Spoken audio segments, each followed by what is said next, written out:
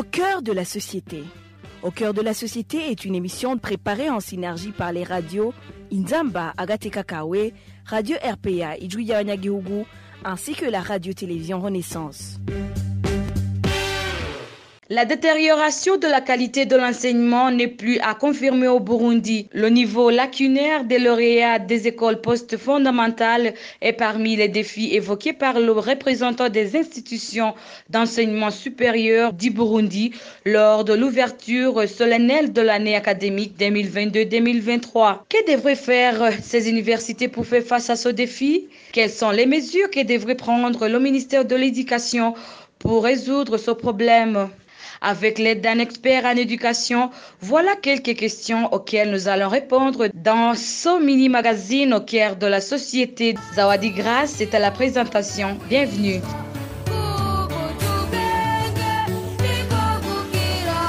En date du 28 avril 2023, dans les enceintes de l'Université du lac Tanganyika, le ministère de l'Éducation nationale et de la recherche scientifique a organisé les cérémonies d'ouverture solennelle de l'année académique 2022-2023 des institutions d'enseignement supérieur publiques et privées. Évariste Ngaïmenda, recteur de l'Université du lac Tanganyika, a reconnu que le niveau intellectuel des lauréats des écoles post-fondamentales est de plus en plus inquiétant.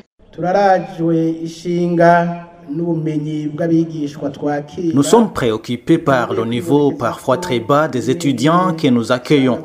Nous voulons que des études soient organisées pour détecter les problèmes auxquels on fait face et pour ensuite mettre en place des programmes de redressement. Ceci pour espérer qu'au bout de leur cursus, ils soient capables de contribuer énormément dans la résolution des problèmes qui hantent le pays.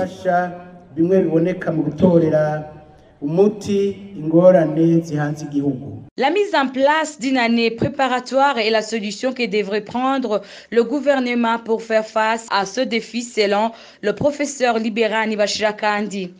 Il rappelle aussi qu'une telle mesure avait déjà été prise dans le passé au Burundi. Quels sont les remèdes? La première chose, pour moi, que le gouvernement burundais, en collaboration avec toutes les universités, c'est de mettre en place une année préparatoire qui permettrait à tous les lauréats du secondaire, avant d'entamer le cursus universitaire, qu'il y ait des cours de mise à niveau en connaissances fondamentales. J'appelle connaissances fondamentales les matières qui sont enseignées comme prérequis pour aborder le cursus universitaire dans les différentes facultés. Les facultés des sciences, il faut absolument les mathématiques, la physique, la chimie, la biologie, bien sûr les langues, l'anglais, le français, et sans oublier l'informatique. Parce qu'aujourd'hui, vous savez, si vous ne savez pas utiliser un ordinateur, c'est comme si vous étiez un alphabète. Donc, c'est ça que j'appelle connaissance fondamentale. Dans les domaines des sciences humaines et des langues, il faut absolument renforcer les capacités des lauréats du secondaire dans la maîtrise des langues comme le français, l'anglais, le kirundi, probablement le swahili, mais aussi les matières comme mathématiques, parce que tout simplement, les mathématiques, c'est la mère de toutes les sciences.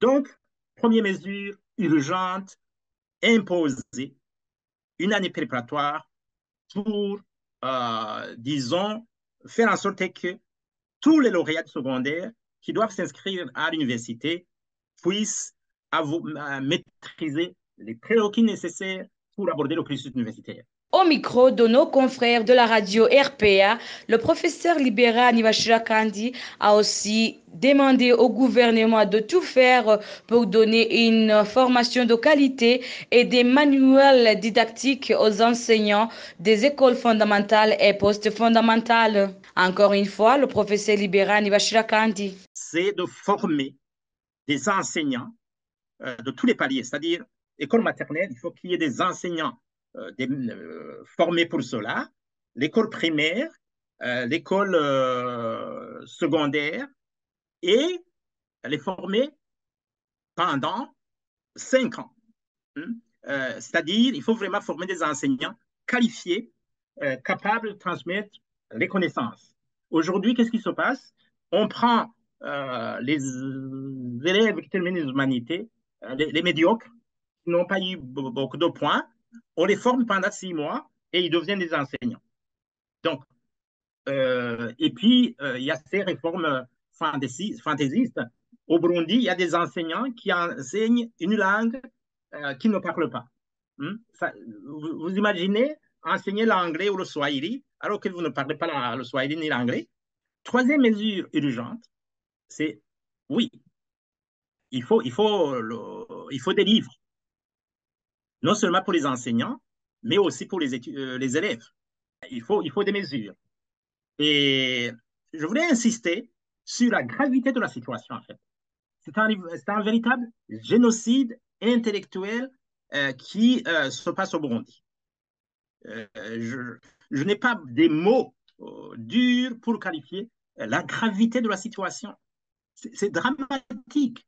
Vous vous imaginez un pays sans compétences, c'est un drame national.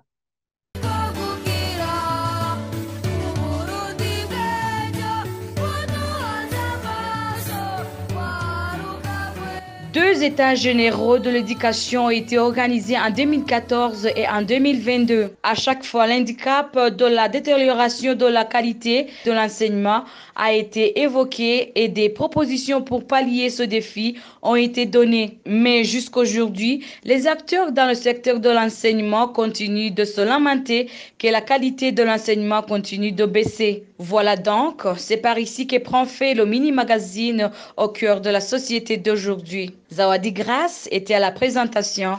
Au revoir et à la prochaine. C'était l'émission Au cœur de la société.